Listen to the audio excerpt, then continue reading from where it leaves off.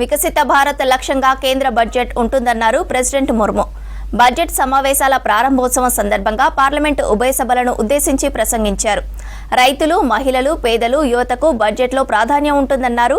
NDA సర్కార్ విద్యారంగం అభివృద్ధికి ప్రాధాన్యత ఇస్తుందన్నారు రాష్ట్రపతి ముర్ము.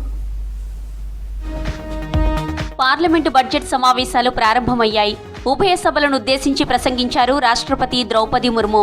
సమావేశం ప్రారంభం కాగానే మహాకుంభమేళా తొక్కిసలాటపై విచారం వ్యక్తం చేశారు ప్రెసిడెంట్ ముర్ము.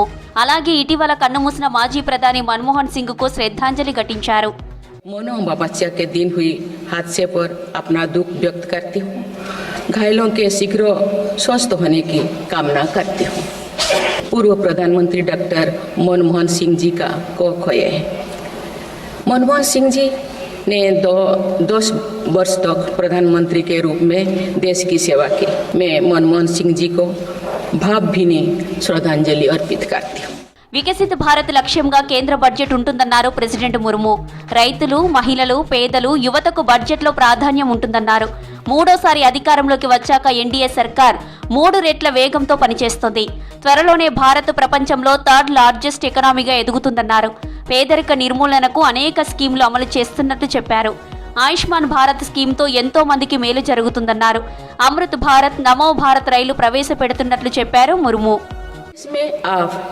71,000 वंदे भारत, अमृत भारत और नमो भारत ट्रेन चल रही है, जिनमें पिछले 6 माह में ही 17 नए वंदे भारत और 1 नमो भारत ट्रेन को जोड़ा गया है. ఎన్డీఏ సర్కార్ విద్యారంగం అభివృద్ధికి అధిక ప్రాధాన్యత ఇస్తుందన్నారు ప్రెసిడెంట్ ముర్ము. యువతకు ఉపాధి అవకాశాలు కల్పిస్తున్నట్లు చెప్పారు. 1 నేషన్ 1 ఎలక్షన్, వక్ఫ్ బోర్డు సవరణ బిల్లు అమలుకు కృషి జరుగుతోందన్నారు.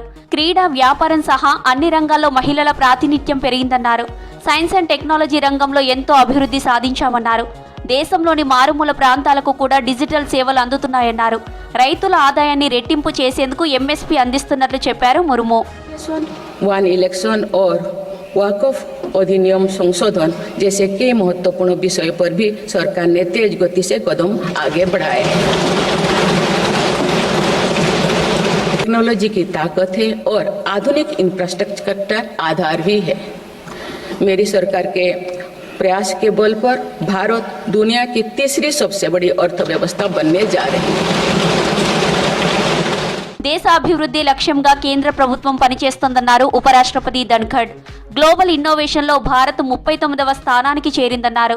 ఒలింపిక్స్, పారా ఒలింపిక్స్లో అద్భుతమైన ఫలితాలు సాధించామని చెప్పారు. సైబర్ సెక్యూరిటీపై ప్రభుత్వం నిరంతరం పనిచేస్తోందన్నారు Dhankhar. Showcasing our leadership in artificial intelligence and digital technology adoption in the future of work category.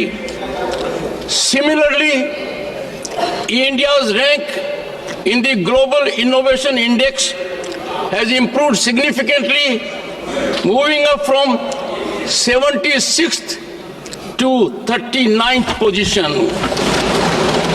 వికసిత భారత్ లక్ష్యంగా కేంద్రం బడ్జెట్ ఉంటుందన్నారు ప్రధాని మోదీ. దేశాభివృద్ధి కోసమే మిషన్ మోడ్లో పనిచేస్తున్నామన్నారు. బడ్జెట్ సమావేశాలకు ప్రతిపక్షాలు సహకరించాలని కోరారు.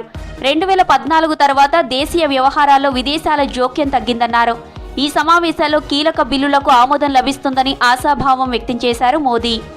20-25 साल की आयु के नौजवान है, जब वो 45-50 साल के होंगे तब वो विकसित भारत का सबसे बड़े बेनिफिशियरी होने वाले, उम्र के उस पड़ाव पे होंगे, नीति निर्धारण की व्यवस्थाओं में उस जगह पे बैठे होंगे कि वे गर्व के साथ आजादी के बाद जो शताब्दी शुरू होगी, एक विकसित भारत के साथ आगे बढ़ेंगे.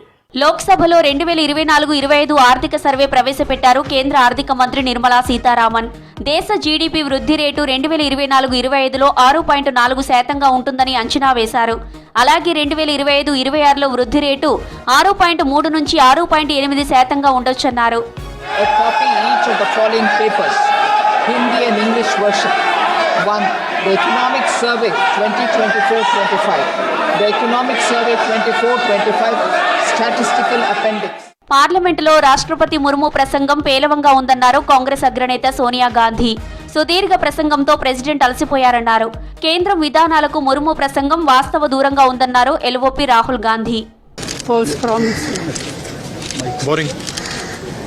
No, the president was getting very tired by the end. Repeating the same thing No, again and she again. could hardly